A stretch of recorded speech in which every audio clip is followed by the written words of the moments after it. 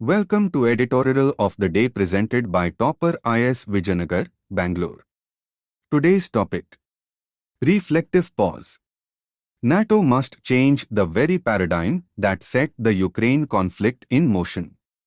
Members of the North Atlantic Treaty Organization, NATO, met in Lithuania to take stock of their military and financial support to Ukraine in the face of Russian aggression there, but came away without offering any timetable to induct Ukraine, much to the chagrin of Ukrainian President Volodymyr Zelensky. Mr. Zelensky, who vented his frustration after the summit, has only received reassuring words from US President Joe Biden to the effect that Russian President Vladimir Putin wrongly believes he can outlast Ukraine. Mr. Zelensky's apparent sense of disappointment is likely to have been multiplied by the fact that as of April, Finland became the 31st member, and with Turkey withdrawing its objections, it is only a matter of time until Sweden signs its documents of accession. In reality, NATO has not only gone to great lengths to support Ukraine's war efforts directly but has also waived its membership action plan.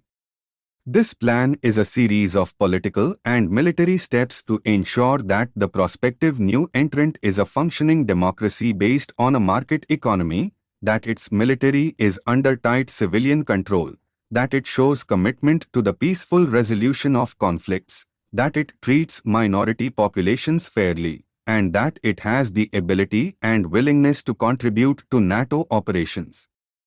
While the summit meeting offered NATO a chance to take a reflective pause on the war, the organization's leaders appeared to have glossed over a critical existential question: would this not be an important time for NATO to consider going slow on its recruitment campaigns, the point of contention that Mr. Putin has used to make an argument for Russia waging war? Certainly, there is a chicken-and-egg dimension to this debate, and NATO has been particularly activated ever since Moscow's unprovoked military incursion into Georgia in 2008 and subsequent annexation of Crimea in 2014. Yet war, even a war by proxies, is never a predictable prospect between the nuclear-armed rivals of the Cold War years. Rather than digging in their heels and setting the stage for further military escalation, now with the added cruelty of the cluster munitions promised by Mr. Biden to Mr. Zelensky, NATO leaders would have done well to explore potential pathways to a ceasefire and temporary cessation of hostilities.